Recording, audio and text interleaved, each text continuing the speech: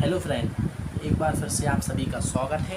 हम अपनी पिछली वीडियो में प्रश्न वाली 1.1 कर रहे थे। हमने 1.1 के 2 सवालों को किया था। प्रश्न नंबर 1 के 3 सवालों को किया था।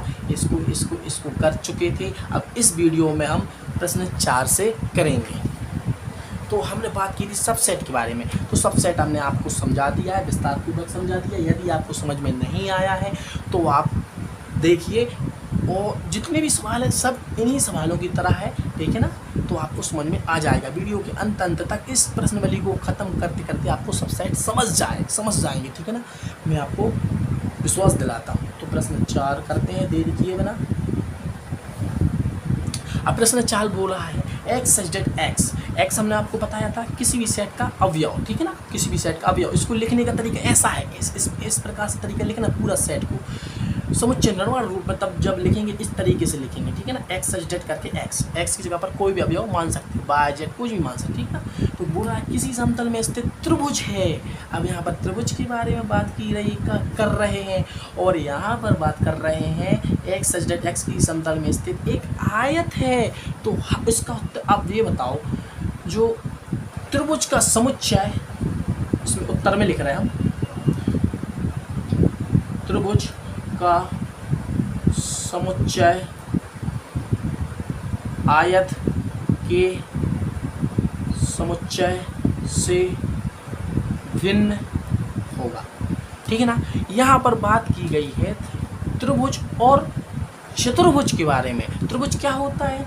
तीन भुजाओं से मिलकर बनी हुई आकृति को त्रिभुज कहते हैं। 4 भुजाओं से मिलकर बनी हुई आकृति को चतुर्भुज कहते हैं। तो त्रिभुज और चतुर्भुज की बात कर रही है, तो आप मित्रों समझ सकते हो इनका मेल खा ही नहीं रहा। इनका मेल कैसे खा सकता है? त्रिभुज का जो समुच्चय होगा चतुर्भुज की समुच्चय से तो बिल्कुल भिन्न होगा, बिल्कुल ही भिन्न होगा, ठीक है ना। आप देख सकते हैं इसकी 3 है, इनकी भुजाओं की लेंथ इनकी 4 है, ठीक है ना। तो इनकी एक प्रकार से मैच ही नहीं करेगा। यदि त्रिभुज होता तो मैच करने की संभावना होती। तो हम बोल सकते हैं कि यह क्या है? यह सबसेट नहीं है, क्योंकि यहाँ त्रिभुज की बात की, यहाँ पर चतुर्भुज की बात की है, ठीक है ना। चतुर्भुज यानी आयत चतुर्भुज की बात की।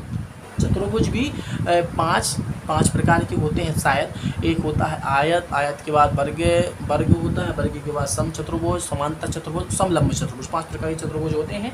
इसी प्रकार से 5 प्रकार के त्रिभुज होते हैं। और तो हमने बताया सबसेट नहीं है। तो प्रश्न 5 हमारा क्या है? प्रश्न 5 बोल रहा है, बहुत अच्छा प्रश्न है, एक्स सच दैट एक्स किसी समतल में स्थित एक समबाहु त्रिभुज है। तो समबाहु त्रिभुज का समुच्चय एक त्रिभुज ही होगा। इसका उत्तर क्या है? हमने क्या बोला है? प्रत्येक समबाहु त्रिभुज की बात की है इसमें, और इसमें क्या बात की है? त्रिभुज की बात की है।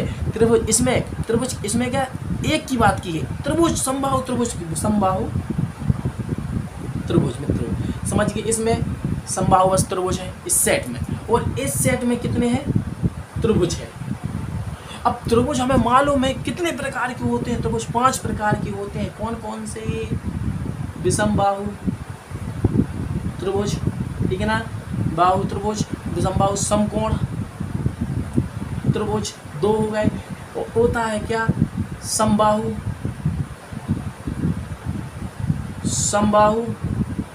समद्विबाहु त्रिभुज, और एक होता है समद्विबाहु समकोण त्रिभुज। हाँ मित्रों, आप सही समझे हैं, समझ गए होंगे कि अब ये बताओ, जो ये सेट है, सेट ए बराबर क्या है? समबाहु त्रिभुज है। और सेट बी में कितने त्रिभुज हैं? सेट बी में ढेरों त्रिभुज है, 5 त्रिभुज हैं। तो हम कह सकते हैं कि जो हमारा समबाहु त्रिभुज बिलोंग्स टू काय में? सेट बी में। सेट बी पूरा है। तो देखो इसमें जे कर रहा है समबाहु त्रिभुज है। तो कह सकते हैं क्या सबसेट है, समझे ना। कि समबाहु की उस बात की थी यहाँ पर त्रिभुज की। तो त्रिभुज 5 प्रकार के होते हैं, देखो। तो इन त्रिभुजों में सम्मिलित तो हो रहा है। हमने बोला है कि जिसकी बात की जाए वो त्रिभुज दूसरे त्रिभुज में दूसरे सेट में उपस्थित होना चाहिए, ठीक है ना। पहले सेट को दूसरे सेट में देखना है इसको, ठीक है ना। तो ये क्या है, सेट है। तो समझेंगे कि नहीं समझे। इसमें एक समबाहु की बात की थी, इसमें त्रिभुज अकेले की, त्रिभुज 5 प्रकार के होते हैं, तो सबसेट होगा, ठीक है ना। इस प्रकार से छठवां प्रश्न है, बहुत अच्छा तरीके से प्रश्न है। छठवां प्रश्न हम करते हैं। आपको मज़ा आ रहा होगा मित्रों समझने में, मुझे मालूम है समझ में ना मज़ा आ रहा, क्योंकि आप समझ गए हैं जो मैं आपको समझा रहा हूँ, आप बहुत अच्छे तरीके से समझे हैं, इसलिए आपको बहुत मज़ा आ रहा हो समझने में। और यकीन रखें इसी प्रकार से मैं आपको पूरा सिलेबस कराऊँगा, पूरा जितना भी सिलेबस है 15 अध्याय 16 तक पूरा सिलेबस कराऊंगा, प्रायिकता तक जहाँ तक है।